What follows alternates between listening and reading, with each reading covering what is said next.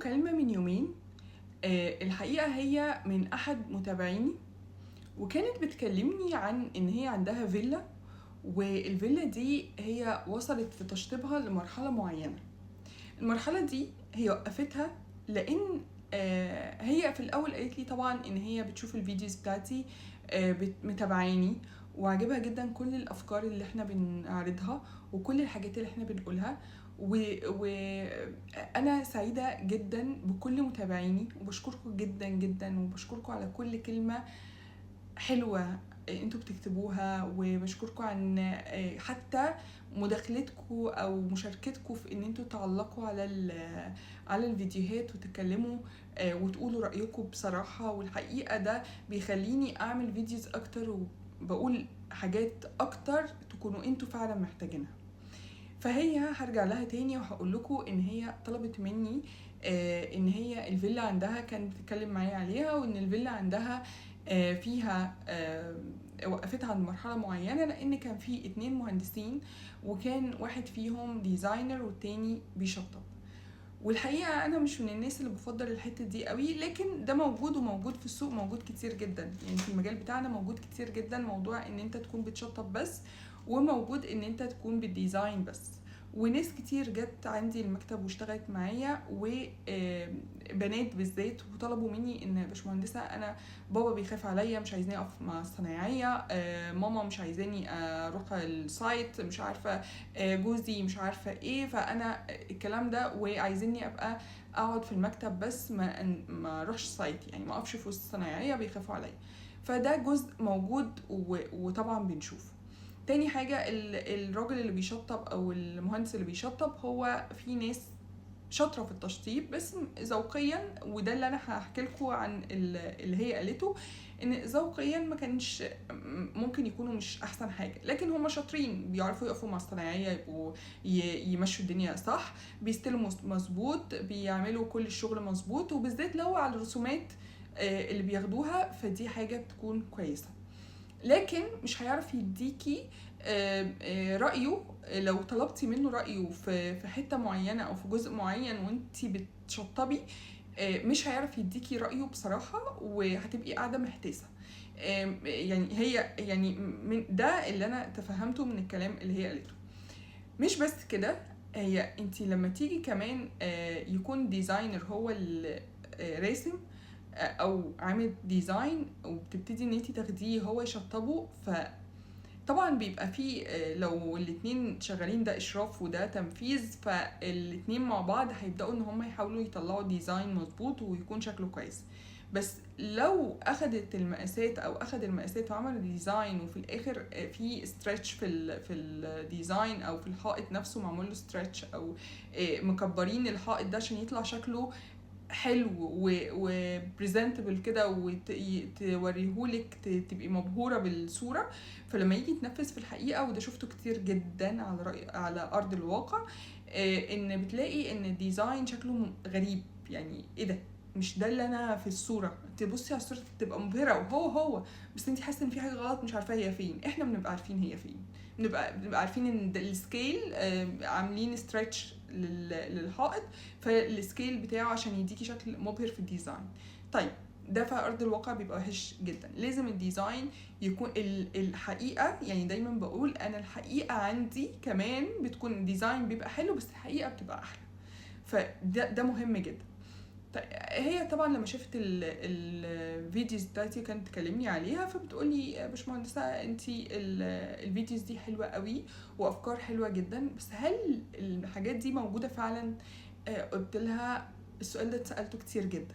انا يعني ناس كتير فعلا سالتني هل الحاجات دي موجوده في مصر؟ يا جماعه موجوده، موجوده، وفي ناس بتستورد، وفي ناس، وانا عن نفسي لما بلاقيش حاجه في الماركت بصنعها، وسهله جدا ان انت تصنعها. وانا مصنعه بلاط، يعني حتى البلاط برسوماته، انزلوا شوفوا البروجكتس بتاعتنا اللي احنا منزلينها قبل كده موجوده، بس الفيديوز عشان بقت ما شاء الله كتير، ففي هتلاقيها نزلت تحت، فانزلوا تحت شوفوا المشاريع بتاعتنا، المشروعات بتاعتنا، وشوفوا البلاط احنا مصنعينه، المرايات مصنعينها بشكلها الديزاين بتاعها من بره بكل تفاصيلها، وكانت فيها يعني لازم كنت احطها على في حاجات منها حطيتها على الاوتوكاد عشان اطلعها مقاسها بالظبط عشان اديها للحداد يشتغل عليها، يعني حتى مصنعينها فيها اجزاء من حديد كمان مش خشب عشان تدي السمكه. خدوا بالكم بقى اللي انا بقوله ده مهم قوي، لان في حاجات لما بتشوفيها في الصوره ما بتبقيش عارفه دي تتعمل ايه، لو اتعملت خشب هتبقى رفيعه قوي هتتكسر مش هتنفع، ولو اتعملت حديد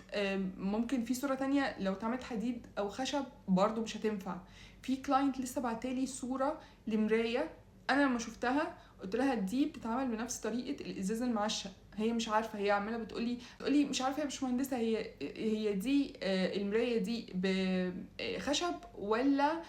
نحاس عشان احنا في اقاويل مختلفة ولا خشب ولا ايه بالظبط. فهي لا ده ولا ده، هي حاجة تانية خالص زي بالظبط طريقة الإزاز المعشق. الإزاز المعشق ده قصة كبيرة يا جماعة لازم أكلمكم عليها بجد، حاجة خطيرة وبجد فيه ينفع يتعمل مودرن، أنا كنت عاملاه مودرن قبل كده برضو مصنعاه مودرن، فانزلوا شوفوا هتلاقوا الحاجات دي موجودة. عاملاه مصنعة أبواب كبيرة عادي جدا، أبواب خشب، أبواب حديد، مش حديد في إزاز بنفس يعني الابواب. خلي بالكوا برضو اللي بتشوفوها في الصور ممكن تبقى باب شكله حلو قوي وتيجوا تصنعوه يتصنع تعملوه خشب فيطلع مش شكله وحش جدا ومش ده اللي في الصورة. ليه؟ عشان يعملوا خشب لازم يبقى فيه الخشب ليه سماكة علشان يقدر يشيل الازاز، فلما يجي يصنعوا خشب لازم يحط له سمك اكبر، فالسكيل كبر بتاع القايم او الجزء اللي بالعرض فتلاقي شكله مش حلو، مش ده اللي في الصورة، مش ده اللي انا وشفتها كتير جدا عند ناس كتير، مشاكل ما بين نجار والناس ان هم ادوا له صورة طلعوا لهم باب شكله مختلف، فهو الراجل ما غلطش وهم مش غلطانين، هم ادوا الصورة عايزين زيها، بس الغلط في الماتيريال. الحد الوحيد اللي يقدر يقولك الماتيريال ويبقى ملم بكل الحاجات دي المهندس مش اي حد تاني. طيب هرجع لكم تاني لكلامها وقالت لي هل هم بيبقى موجود الحاجات دي. اصلا انا بشوف ان لما يعني ساعات المهندسين مش بيكون ليهم هي كان عندها 2 مهندسين مش طابوا لها الفيلا بتاعتها، واحد ديزاينر والتاني تنفيذ او تشطيب، والاتنين واحد الديزاينر ما كانش عاجبها خالص الديزاين يعني ده كلامها وحست ان هي مش عارفه تتعامل معاه فبقت تتعامل مع بتاع التشطيب، بس للاسف بعد ما الديزاينر كمان ما بقاش موجود هي كل ما بتقول بتاع التنفيذ حاجه او مهندس التنفيذ حاجه تقول له طب ايه رايك، بتقولي مش بيديني رايه وانا حاسه ان انا مش عارفه اتفاهم معاه. فطبعا ده موجود في مجالنا، وانا هعمل لكم فيديو تاني وهقول لكم مين الناس اللي موجوده في الماركت اللي بتعمل الشغل بتاعنا، لان احنا عندنا ناس كتير جدا جدا بيعملوا الشغل بتاعنا. اول حد ناس مثلا بتوع فنون جميله، عندك فنون تطبيقيه، عندك هندسه عماره، وفي ناس هندسه مدني بيشتغلوا نفس الشغل بتاعنا، مع ان هم هكلمكم بقى بتفاصيل الموضوع ده لان مدني ما بياخدوش تفاصيل الوان وديزاين والكلام ده خالص، هم خرسانه، فلما بييجوا يشتغلوا الشغل بتاعنا تلاقي الوان شكلها غريب الا من رحم ربي طبعا، لان في ناس شاطره، في ناس ذوقيا هي شاطره، واعرف ناس طبعا مش هقول اسامي بس هم اكيد هيبقوا عارفين نفسهم لما يشوفوا، وفي ناس مش دارسه خالص، فاللي مش دارسين خالص دول انا مش بقول ان هم ما يشتغلوش بس في نفس الوقت ممكن يدرسوا، على فكره الموضوع منتهى البساطه،